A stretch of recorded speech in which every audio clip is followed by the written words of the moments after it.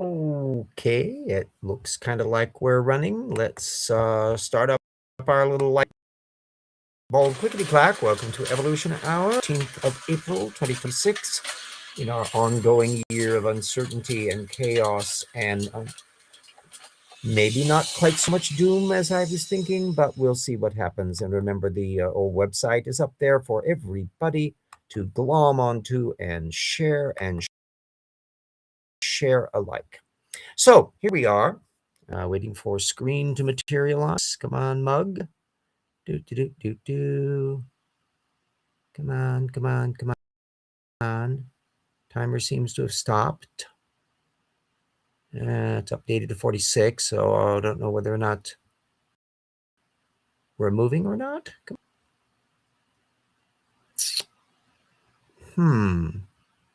Yes, the timer seems to be jumping forward. Not entirely sure. Okay. There, that looks a little better. Okay, I'm assuming we're maybe not breaking up as before. Looks like things are running smoothly. So anyway, as you know, we are going through the two alternate versions of evolution, the fossils say or still say no, by the venerable old creationist Dwayne Gish. And this is an analysis that is kind of very different from the material that we've been doing with the kind of techno-geek crap with Nathaniel Jensen or going through the Sarfati and Tay material where they're riffing off of stuff that's pretty much within the last few years. These, of course, are very old books, 1978, 1995. And so there's lots and lots of stuff that's really crusty and old. Plus, Gish's footnoting system is not exactly sterling. I'll put up the page. This sort of thing was a little more back in 1978. We'll pop up to there. There we go. You can see that this is very sparse in terms of the notations. Very, very difficult to weasel out. Often not listing titles and the like. It was looking sciencey-wiancy back in the day. I don't like that approach, and I don't use it for my technical citations. My job is to make the sources as easily accessible to people as possible. So you want as much information as you can so that they can track down that material however they're going to bring it. As to the journal, the full title, as many of the authors as possible. In my master bibliography, I keep track of all the authors, and that's handy because I can often track down people's names and find out, are they in there, you know? I can ascertain whether or not I've bumped into them in other areas, and that way you can indicate that, well, gee, how prominent can this person be X when I've got tons of papers that are the cutting edge of the area and they're not anywhere in there if you put down all that information. Anyway, this one we do have a little bit of ways to give you some background information on some examples. As you know from last week, we were mentioning that Gish was making a big deal out of the Wistar conference, which was this anti-evolution. Well, actually, it wasn't even a bunch. It was a gathering together of a bunch of theoreticians, of which there were a couple people there, Murray Eden and a few others, who were griping about the direction of evolution and all that kind of stuff. And this has gotten riffed off of a lot in the intelligent design literature, which we'll be going into in a nice little info box in volume 2 of the rocks were there. Gish arrives very peripherally on this. And so immediately follow these little riffs off of the people who were at the Wistar conference in a reference to plant biologist Frank Salisbury, who, quote, has similarly stated his doubts based on probability and cited a 1969 Nature letter to the editor kind of thing, and a 1971 bit from American biology teacher, I think it was. No, American scientist. Yeah, one of the two. Anyway, and alas, the 69 one, I can't get a link to the full text on it, but the summary of the older paper just read, conflict between the idea of natural selection and the idea of the uniqueness of the gene seem too near to a solution yet, unquote. which is indicating how far they were behind the field on a lot of topics. This was actually pertaining to the new observation that not all nucleotides or mutations seemed critical to an enzyme's function, plus the idea that not all mutations might be purely chance-driven, that there might be a bias to that sort of thing. Though Salisbury was certainly making no mention of the ID part. You'll be able to see more about that in the 1971 version, where I'll be able to put a link up so that you can follow up on it. Now, the fun part is, ain't 1969 or 1971 or 1978 or 1995 anymore. So what has the dust settled on things? May not have known that Salisbury was a Mormon, and hard to tell, which means he's coming that's totally at odds with, I think, Baptist Gish and that standard creationist conservative Protestantism. But at any rate, a footnote to Salisbury's Nature article, Reason and by Revelation from the Red Book Company, which, for those who are familiar with Mormon culture, holy smokes, that's a Mormon publication. So there you go. That book was not alluded to in the 1971 piece, so it's not at all impossible. Gish was not reading too closely and not studying up on stuff. It was the major factor here. It's that around the time dying in 2006, Salisbury had clearly moved and had reached the point where he was clearly not in the quasi-ID camp. That he wrote a review, and I'll be putting a web archive link to that little puppy, which was a review of a pro-evolution book by some fellow Mormons, which was why he was weighing in on the subject. Now, the part 2 of the show relates to some stuff that burbling around in my older notes. An old 2015 piece from Randy Guliuzza, which I'll be link up to from ICR, going all gee whiz on the hypothalamus and the pituitary gland and how it must be creation. Not a single technical paper being cited. As far as I can tell, Randy paid any of that ever since. It's just dropped off the scope. So naturally, 2015 is a long time ago. Where does the evolutionary position on in 2026? Well, that's really fun. First order of business was to find stuff on the hypothalamus that were theoretically available to Guliuzza in 2015. And one that popped right up was Sauer et al. 2009. I will just be able to give the extended abstract at Science Direct, but it's quite a lengthy thing, so I'll give you the good idea of the subject, which was drawing insights from lamprey biology. Now, since 20, it hasn't gotten any better for the creationist position. The hypothalamus stands out as a system that actually hasn't been modified much over its very, very long history in vertebrates. And Gish and Dorsky in 2017 reviewed the details on that little puppy. Then there's a paper from 2021 by Lemaire et al. The hypothalamus predate origin of vertebrates, and lays out the whole elements for all of that stuff. As for the pituitary, there were also studies like Christian et al. 2002. X genes in tunica provides new molecular insight into the evolutionary origin of pituitary that you'll be able to read through. And since 2015, there's Fabian et al. In 2020. Alas, that one I'm only going to be able to give that a science abstract to. It's finding that, quote, the fish condition supports the vertebrate pituitary arising through interactions of an ancestral endoderm derived pituitary with newly evolved ectoderm. So they're rooting all of these biologies in previously existing systems that you can identify at the developmental biology end and at the genetic end, and then work into the phylogeny of what's happening farther downstream, of where you can use the lamprey, obviously, as a kind of counterbalance thing, because that's a derived form, but still branching off from the vertebrates before you start having ones with a lot of paired appendages and developing lungs and larger brain stems and so forth and so on.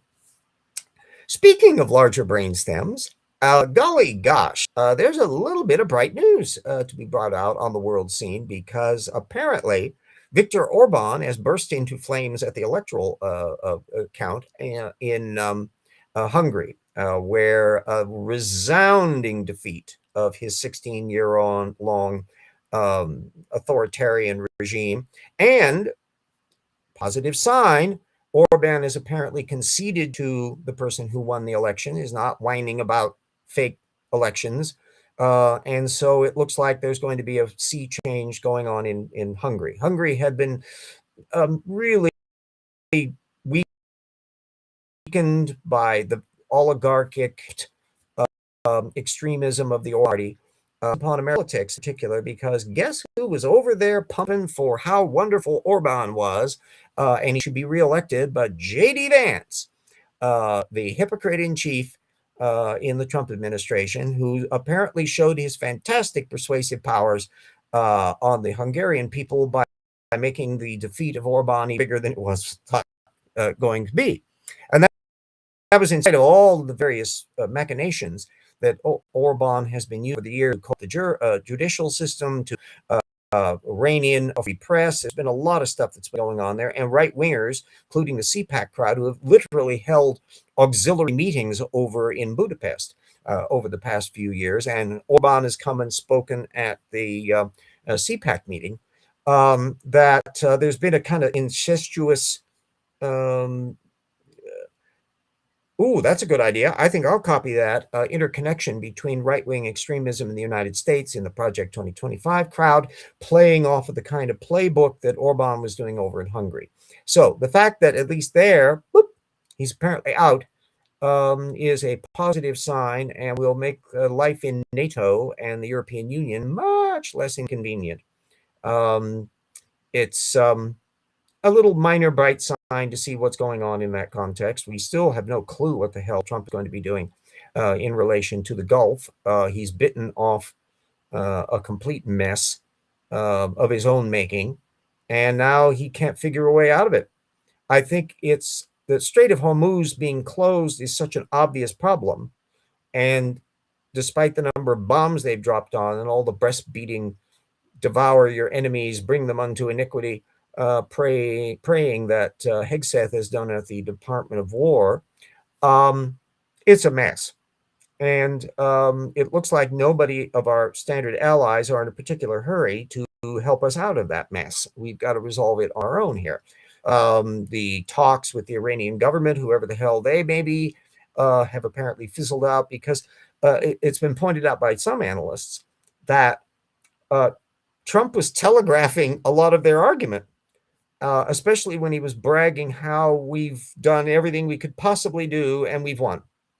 Well, if we've done everything we could possibly do and we haven't won, then doesn't that kind of restrict what we can do next? Because we've already done everything that we possibly could. We've bombed everything that we could. We've obliterated their nuclear program, even though they seem to be able to make it again. Now, supposedly, Hegseth is just primed to bring the troops in there to retrieve the nuclear material. You realize how much that might be?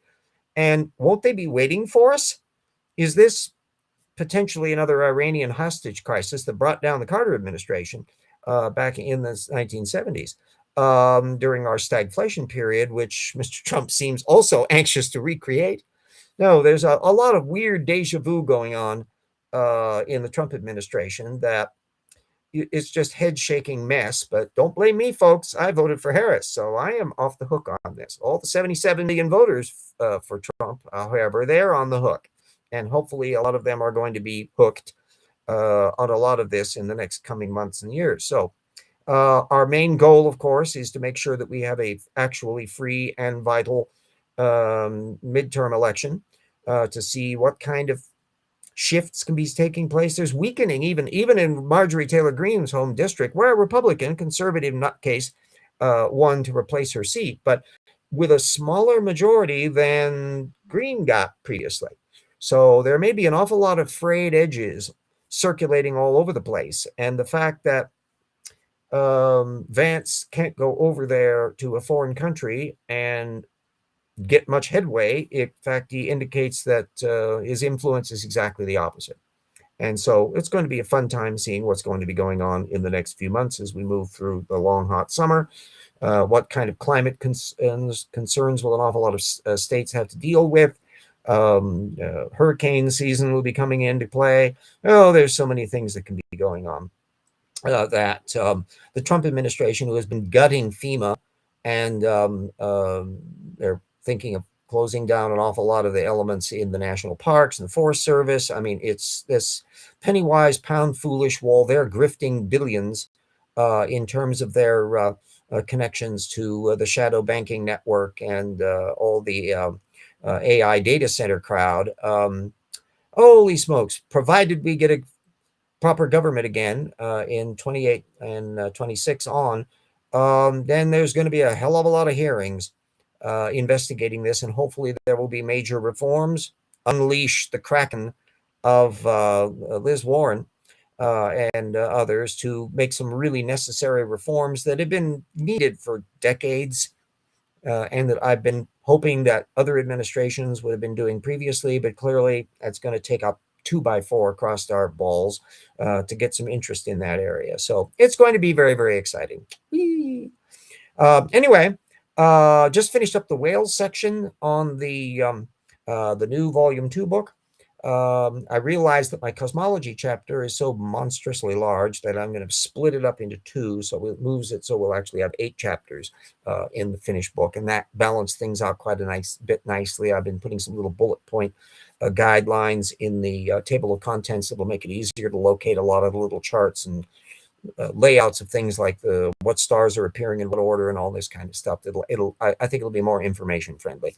Then I still got to slip in the Grand Canyon section into the NOAA's Paleo Worlds chapter, and then it's on to the Ark Encounter chapter, and put in the revisions that Jackson has done for the cosmology chapter, and then that leaves the final.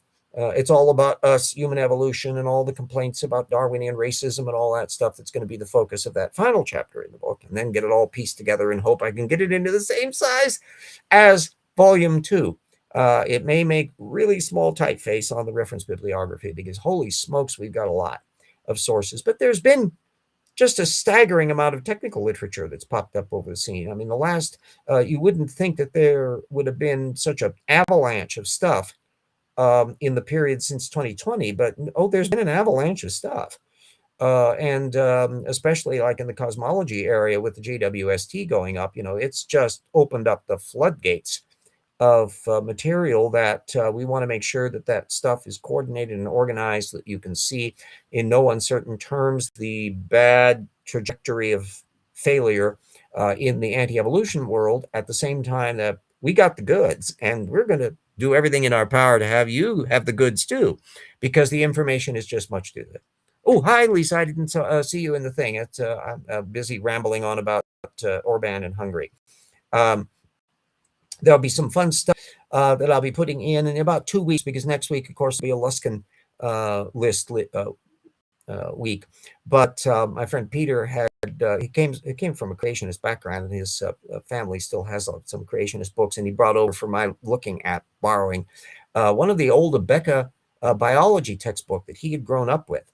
And I had never had a chance to get my hands on one of these things. And so it's absolutely delightful. And there's some very interesting little scholarly blips in there that we'll be illustrating in 2 weeks about just how characteristically doing Gishian authority quoting, fast and loose, bad scholarship, I'll be able to put primary source material up for you to be able to track. Actually kind of a nice counterpart to all of the historical material on the Gish front. Those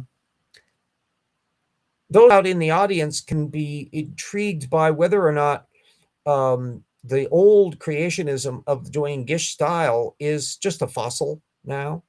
How much of it is not being cited by modern creationists.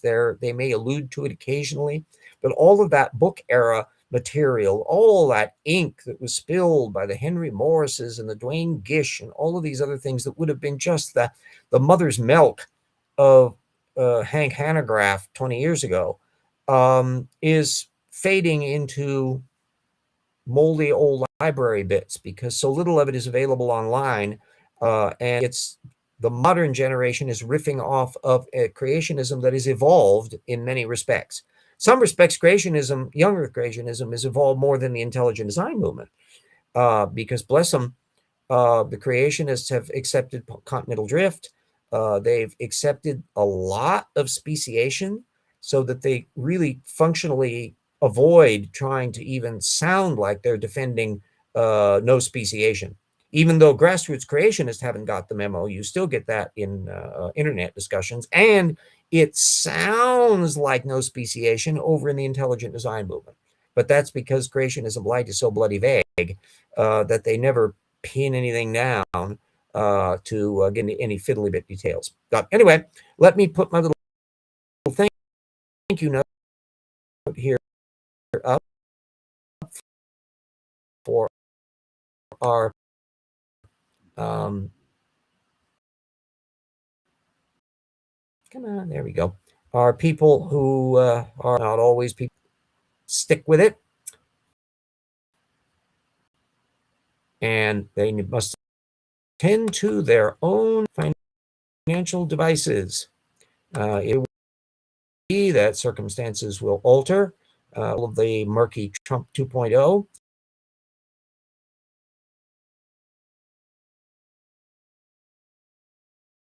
continue to help, and we are plugging away, squeaky squeak. April was a particularly hectic month because in addition to income tax and property tax, and there's a whole bunch of stuff that all slam into an interesting little period to deal with. Restarted default. What have we got going there? Device unexpectedly stopped. No, well, the counter is kind of clipping ahead. So, okay, we'll assume that there's been some audio glitching in that, too bad. I'm sorry, I have nothing I can do about it from my end of it. But at any rate, we've got the basic stuff covered. And we will put up our little Rocks Were There video to remind you of the various works. And the ones off the screen, Paralogs of Fog, are still out there as well. Once I get Rocks 2 off my brain, then I'll be able to retool and dive back again with a vengeance to finish off the third Fog novel. And then Jackson, I'm assuming, will be able to take a little bit of a breather before we retool to deal with the, what will be fairly political work on conspiracy thinking stuff, because so much of that is just slamming straight into anti-vaxxers and climate denialism and stuff that has both political and cultural implications as well as just methodological. This was a project that Jackson had been suggesting to me quite a ways back, and I thought, oh yeah, this is right up. I've got material that will be inserting into that little element. But anyway, overdue shameless plug time with the Rocks video up. Come on. Come on. Slowly upload. Come on. There you go. Good dog. Let me get onto our screen share. And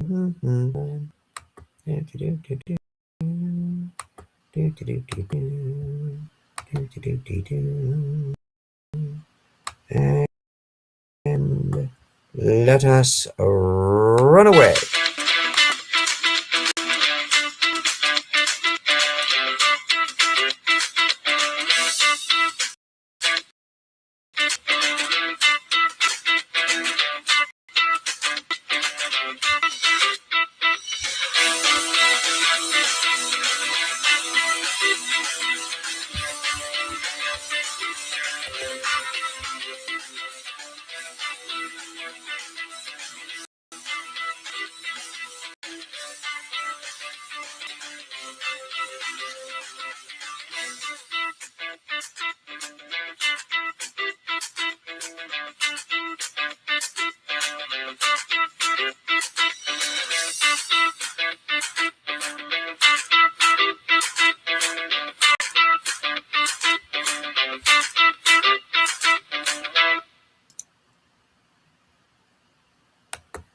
And for those who don't want to have to go through Amazon, although they are the ones that print up the little thing, you can also order it probably through most of your average bookstores.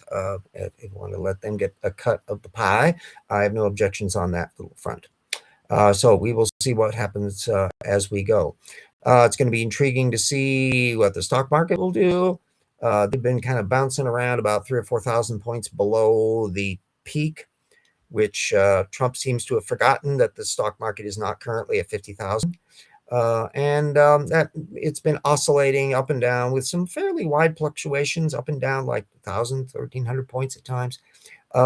Is that the calm before the storm, before a 1929 style? Well, we'll see, because there's way too many squeaky wheels going on, and the Republicans, Trumpistas in general, Trump administration in particular, have absolutely no skill set to deal with any of these problems, no inclination to do so philosophically, ideologically. They just cannot see ways around housing affordability and healthcare issues and environmental concerns, although a lot of projects and things are going to be going ahead on those fronts, whether the Trump administration likes it or not.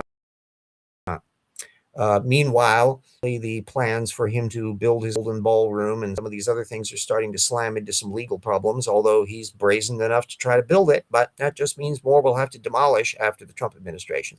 And we will get the people who financed it to underwrite the demolition, as is only fair and just in a world of decency and civilization. So anyway, that's not quite a half-hour show, but that gets the meat of the material in. And then once we get the thing finalized, I'll put all the links up to that. And everybody stay super safe, hunker down. It's exciting, uncertain times. There are too many difficulties of things, and we could have another pandemic. Hell, there's so many ways that could pop up. And you think John RFK Jr. is going to be of much help on there? I don't think so.